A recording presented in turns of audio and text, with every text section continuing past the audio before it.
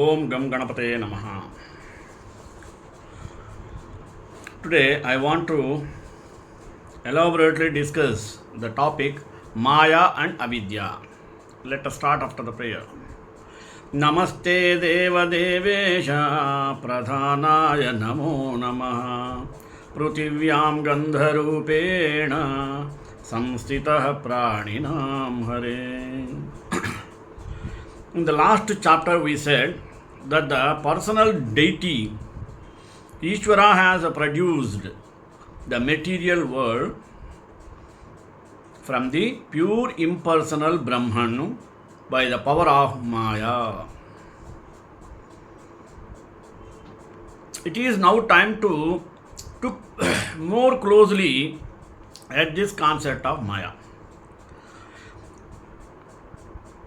We have seen that the association of Maya with Brahman goes back to beginningless time.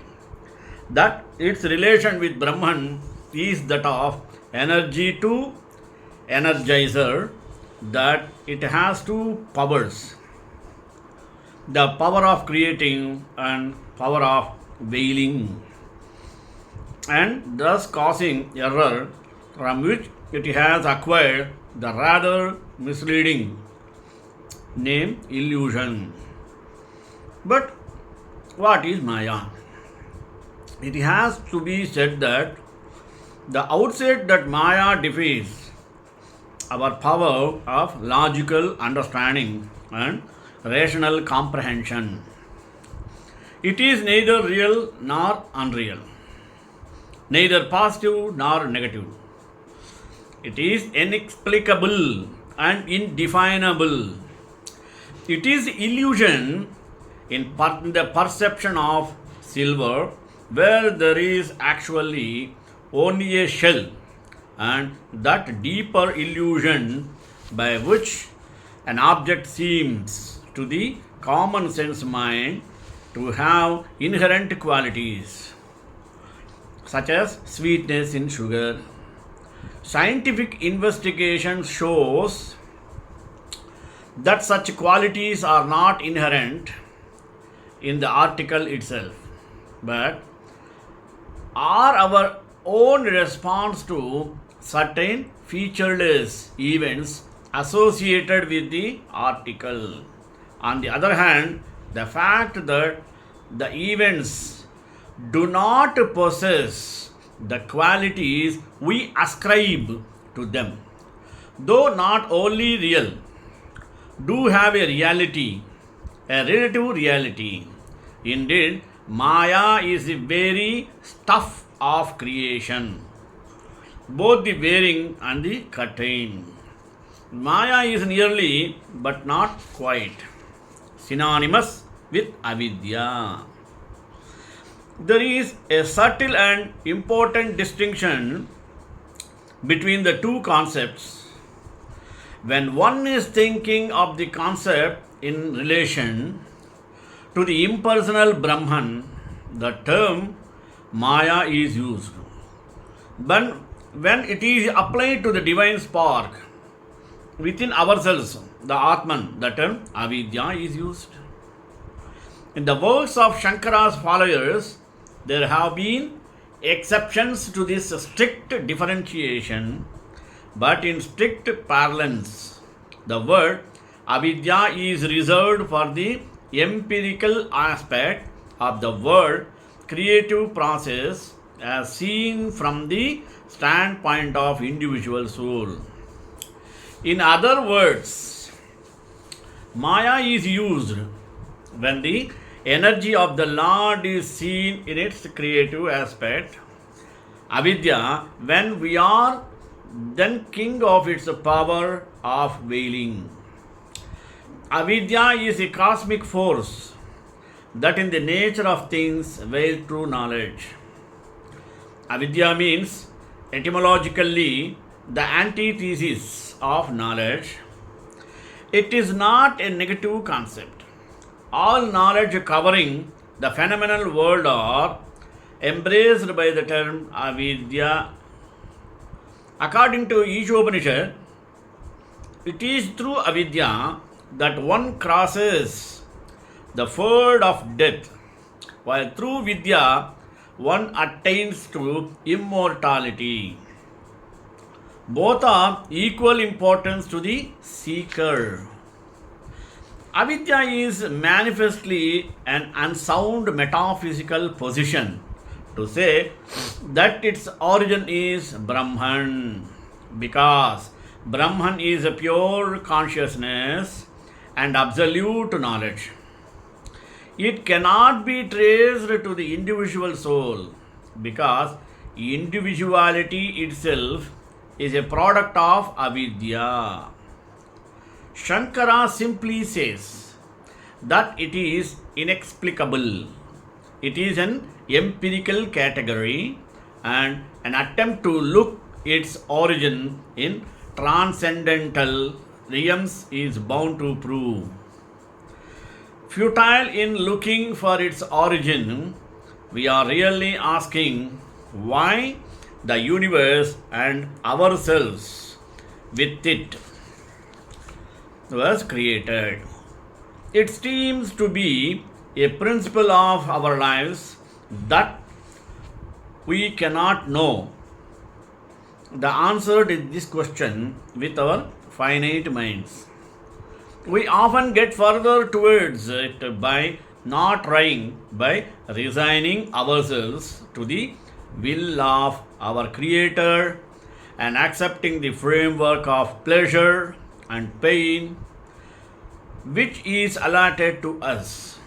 Even if we can get no further than to thank Him for our creation, preservation, and all the blessings of this life.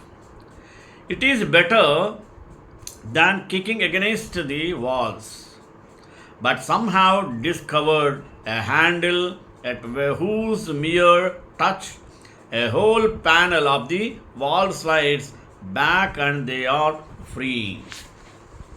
Some have denied the existence of the door, and if we are to follow the methods of search of Shankara and the other sages and saints, we shall not know the answer to this question, whether there is a door or not, until we shall have passed through it. We shall not understand avidya until we are beyond its hold, though then there is no until, because time itself is a product of avidya. Somewhere in every day of life, in every study, there has to be a leap in the dark, an act of faith. Scientists make it every time. They assume that their basic assumption of a rational world model is sound, that their experiments will therefore repeat. It is a help of reflect that our awareness of avidya is in itself a constant reminder that the consciousness is there. Avidya is, in a sense, supported by the pure consciousness, even as the patch of cloud which veils the sun could not be seen without the sun's light. The seat of avidya is the antahakarana, which, as we saw in chapter 50, is in Sankara's psychology the inner organ, which in some of its modes of behavior, vritti, is the mind, mean manas, the intellect mean buddhi, or the attention mean chitta. These entities can be discovered fairly easily in one's own interior by introspection. It does not need any particular insight to find them. They are among the gifts by which avidya can be removed. The thorn which can be used to extract the other thorn of avidya. The intellectual mode alone, be it noted, is not enough. The whole being and thought of the student have to be concentrated on the goal of removing avidya. It may throw some further light on the concept of Maya if we now consider its relationship to the various other entities in Shankara's philosophy.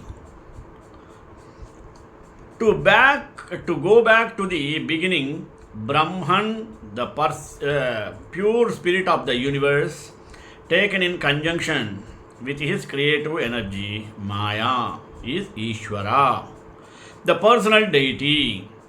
That cosmic equation, Atman, the spark divine in the heart of man, taken in conjunction with the power to create appearances. Avidya is the jiva, the individual soul. When avidya is removed, the jiva becomes one with the Atman, the pure consciousness. The desires, yearnings, and activities that the jiva exhibits belong in reality not to the jiva but to the avidya. The jiva is associated with the antahkarana and may be described as the Atman immanent in the antahkarana. The fact of its being immanent, being avidya, creation and veiling all in one. From the standpoint of the Atman as a transcendent spirit, the Atman has limited by the antahkarana is called the jiva sakshin. Putting the matter another way, the antahkarana is an attribute of jiva and limitation of the jiva sakshin. The nature of the jiva is one of the central points of Shankara's philosophy and religious ideas of his time. This creates a great difficulty for the Western student. The description of the jiva in Sanskrit bristles with technical terms which have not always been used consistently. The terminology does, however, describe aspects of the human soul which can be initially or intuitively perceived by a person who practices the philosophy. Though neither these nor any other terms can express the inexpressible core of it, nor was the terminology invented to solve my philosophical puzzle. Though Shankara's view of jiva does in fact solve the problem, we considered in the last chapter, namely, how it is possible for God, who is perfect, to produce from himself an imperfect world, and how imperfect world, how he can be said in such a world. Shankara's merely giving orderly philosophical expression to spiritual truths that he himself and the saints and sages before and since his time have come to know in the normal course of their spiritual training. The essence of the doctrines may be put this: the jiva has 5 limiting adjuncts in assembling order of the fitness. Starting with the outermost, hence These may be roughly called the material, the vital, or strength of the branches, or strength of the breath, the mental, the intellectual, or the sheath of the buddhi, or the blissful. These divisions are called sheaths because they veil the pure consciousness as far as sheath veils the sword, and the Atman as the limited by that genes of Upanishadic Jiva. Some men of the most materialist outlook identify themselves with the countermost layer of the souls. Those who are reconciled, it is mandatory that living a matter is inherently different from dead matter, but do not reach higher than to compare themselves with the oak or the vine, identify themes with the vital shelter. Those who have sensibility at the level of feeling natures attracts are natural artists, level of feeling natures artists, and feelings may be very subsequently and beautifully expressed, but they are no more than a preparation for direct unitive experience. Those who have learned to grasp abstract ideas, it seems a lofty and pure outlook, and up to a point is so. But by the disc by itself, with the joy and beatitude of the pure spirit of right in the core of the onion. To achievement, this settle towards the sheets one after another, gradually penetrating deeper. I transcending this adjunct. However, the Vira means Jiva produces not by dismissing them as products of Avidya, though that is what they are, but by understanding and sleeping or developing them. Such a way that Jiva strives for liberation through the activity of the Anantakarana. In this, its various concentration. It's not important and reveals the same eternal and inevitable Atman in a 20 progressively higher glory and process. The mind or intellect is not enough to grasp the whole truth, but it performs perfectly, knowledge is gained.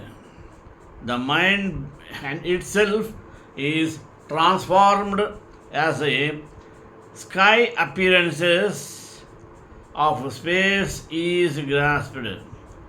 The Jiva can in fact breaking from the rest of the buddhi only after the reality directly apprehended.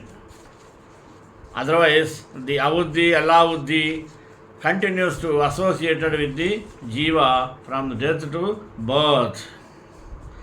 And after death, it remains latent, the jiva, until the jiva is reborn.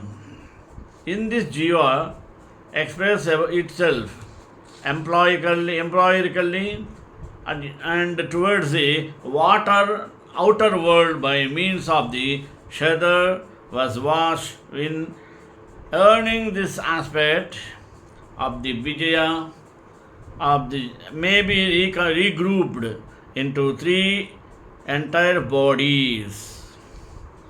Next, the materialized body, which alone are sloughed off at death, and rest of it being immortal. Subtle body, which includes both and the mental and intractable,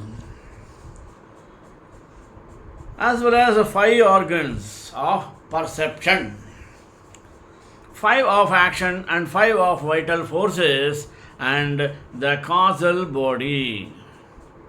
The three casual experience, the subtle world we encounter in dreams, and the casual to experience that demands to deep or asleep.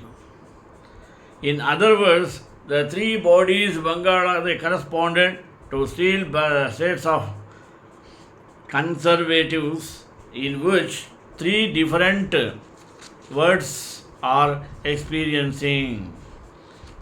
Here, though is supported by the underlying self Atman, a liberated sage can be conscious of all the three worlds, even in his waking state.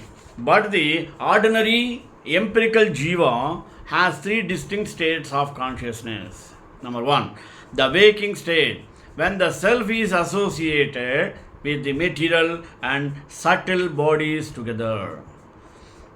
Number two, dreaming, when the self is associated with the subtle body alone. And three, deep sleep, when the self merges back into its original state of non-dualized existence and for a time enjoys its original state of non-dualized existence and for time enjoys its original plenitude and beatitude. In its aspect as underlying the shades of being at the core of the three bodies, the self or Atman is called the Jiva Samadhi, which means that it is an unmoved observer of all that the Jiva does, enjoys and suffers. It is the knower of the field. It does not eat, for it is the director of both the eater and the eaten. And lest the Atman's alleged direction be misunderstood as a type of activity, Shankara hastens to add that his name was witnessing is as good as direction as though we hear a king. Ultimately, the Jiva and the Atman, the creature and the creator are one. The Jiva is not a part of the Atman, for the Atman is partless and infinite. It is not a modification of the Atman, because the Atman is immutable. It is not a creation of the Atman, because it shares in the reality of Atman. Some Upanishads speak of Jivas as emanations from the Lord, like sparks from the sea or from the fire.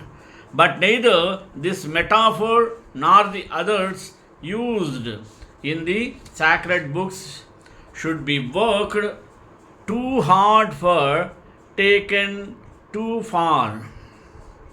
They are not in the nature of the blueprints or the nature of clutches, and the healthy soul must be, in the end, learn to do without them.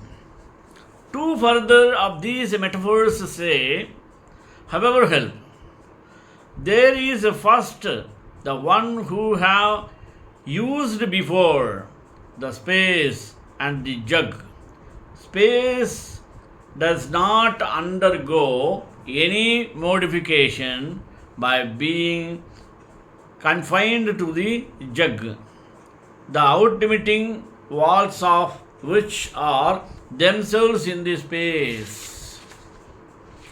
Yet the space within the jug appears not only as limited but also a solid by such dust and impurities as may be in the jug. When we move the jug, the space is in it does not mean even to so ideals. Even so does the Atman appear to be limited, tainted by sin and propelled by desires to activity. When its limiting adjacents give individuality to try it, the other metaphor is that the Jiva is a reflection of Atman in a reflection of the Avidya. When the sun is reflected in water, its brilliance is not used, in fact, diminished, but it appears to be subject to the impurities and movement sector. The sun is not but an undiscriminating person might imagine that it was. In the same way, we characterize the avidya and come to be allotted or attributed to the atom. When it is looked upon as the individual soil, in deep sleep, the Jiya is said to attain its real nature. Shankara quotes with enthusiasm and the Upanishads, saying that is the Jiva visits Brahman, knowledge, worldly day after the day without knowing it. Meaning, in deep sleep, the non-awareness of his walking consciousness walk in very good manner in which avidya is able to operate. Later non-duals have illustrated this by a story derived from scriptures. A boy has a bird tied by a long string in his thumb. By a large string, bird told by the long prosperous way. The bird soars up its wings and finding any kind of growth itself, unable to break the string, slender as it is. It gives up the struggle and returns to the forest.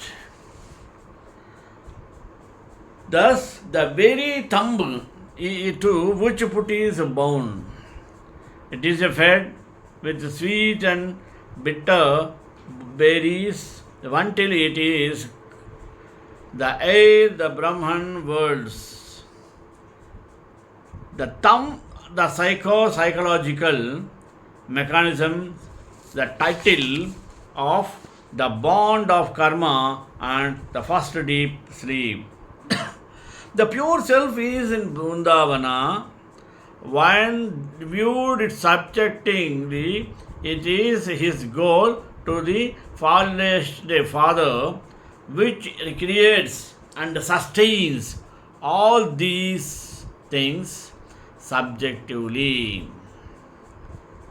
Self who associated with Maya is Ishvara, the creator, And when associated with Avidya, it is the holy water ghost that impacts the soul and his lives of its core within Jiva. It is the Jiva Samadhi, the sun.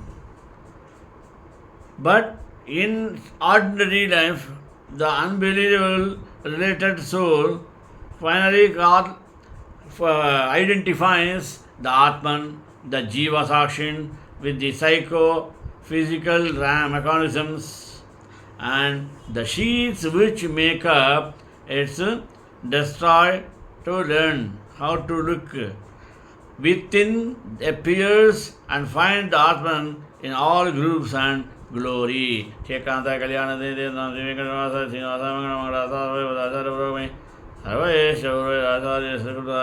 Mangalam.